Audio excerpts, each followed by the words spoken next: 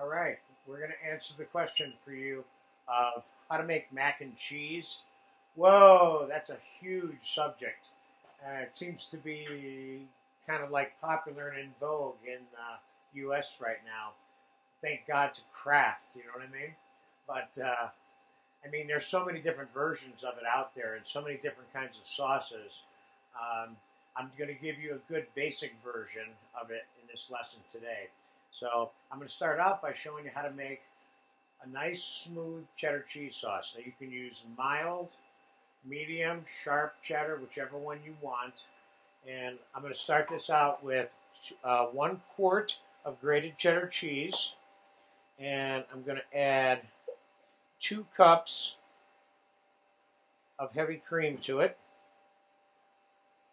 And then I'm going to squeeze about a half of a lemon, nice sized lemon, into it. This kind of helps it hold together this acid, and it adds a little bit of sharpness to it. I'm going to put a little bit of salt in it right from the onset, not much. And I'm going to put this on a very low temperature.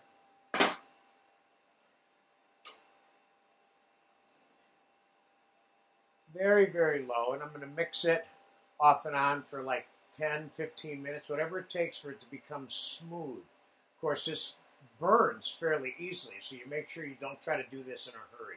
You do it on a slow temperature. So this is going to be a time-elapsed lesson, and we're beginning with this here. And I'll be back when it's close to being melted in 10 minutes right now. Okay, the cheddar cheese with the cream and the lemon juice has been melting. About 10 minutes is all it took. It's nice and smooth. Let me taste it real quick just to see if we have any salt issues here. No, it tastes good. Excuse me. So here's what we're going to do. I'm going to make you 3 different little versions of mac and cheese. The most important thing to remember about good basic mac and cheese is that it is made with cheddar, and it's made with some kind of cheddar sauce ultimately. It doesn't have to have sauce in it.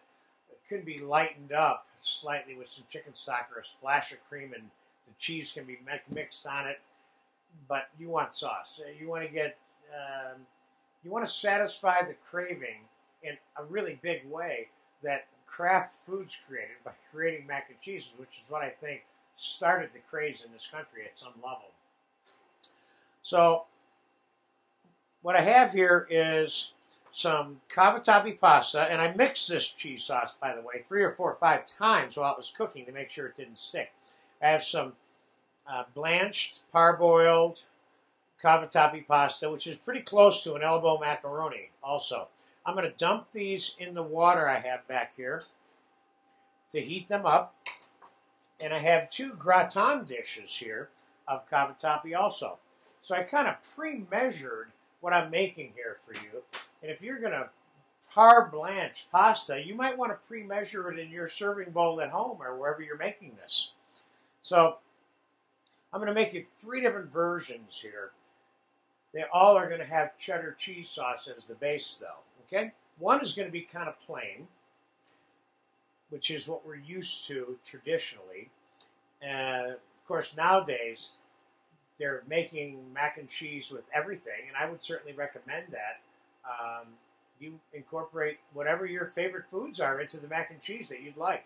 Today, I'm going to make you one that has a little bit of diced chicken, sliced sauteed mushrooms, bacon, and onion mixed in one, with breadcrumbs and cheese on top and baked as a casserole also. I'm going to make you another casserole that's a bit more vegetarian and just has a variety of other cheese added to the top. It's also baked, okay? So we're going to start by dumping the pasta out of the hot water.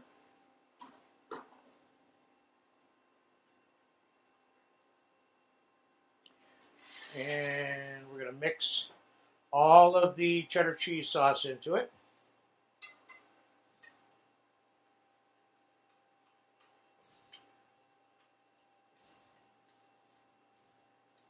Looks good. I've made hundreds of this dish in the past, and people really like this. So,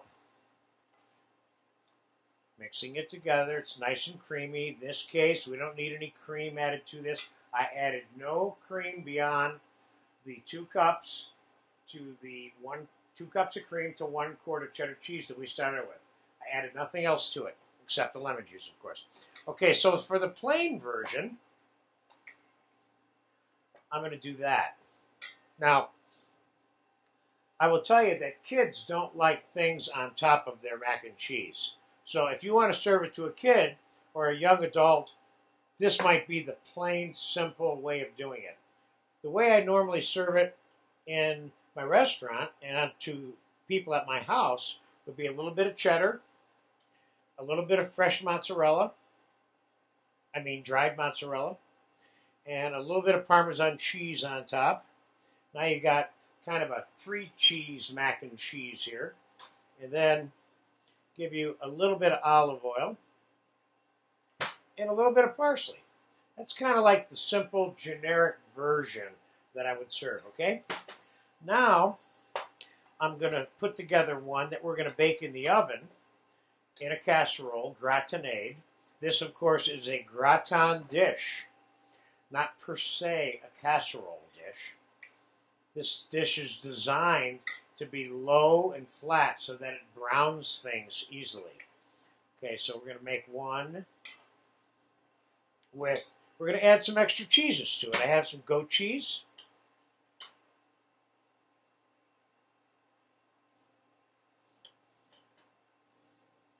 You got to be a cheese lover to eat this, by the way. If you're not, don't make it with all this. A little bit of gorgonzola.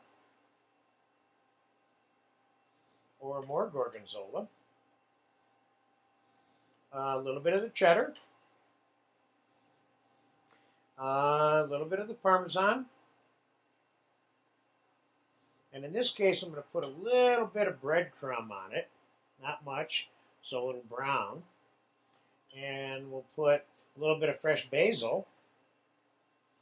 And a little bit of cilantro.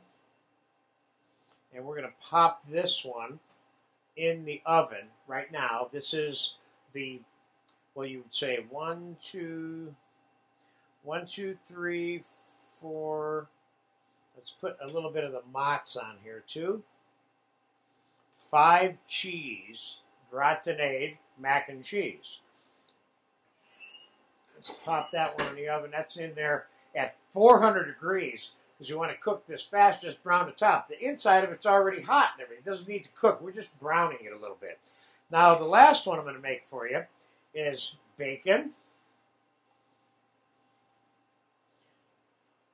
mushrooms that I sauteed. I sauteed all of this in the bacon fat that I got from rendering this bacon.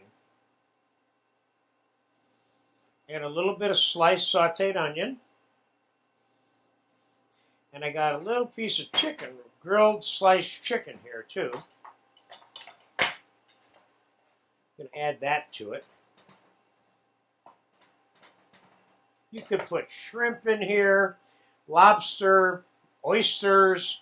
I mean, it's an endless list of what goes inside this dish if you want to partake in that. You don't want to overload it with too much other food besides the pasta, though. Otherwise, it kind of loses its sense of what the dish is, which is a mac and cheese with stuff in it.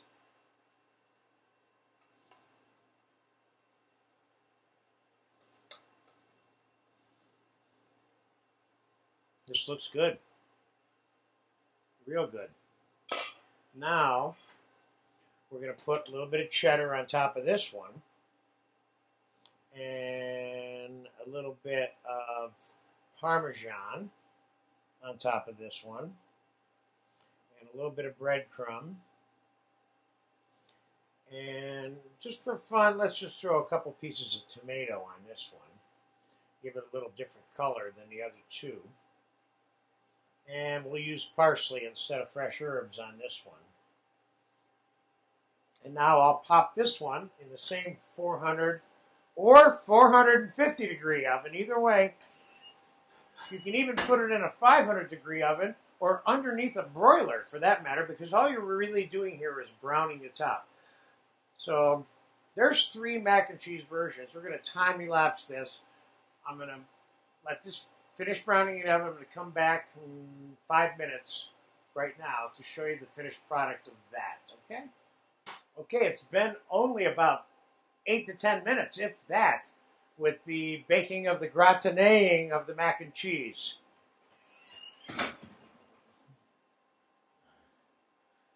There you go. Nice bubbling dish there.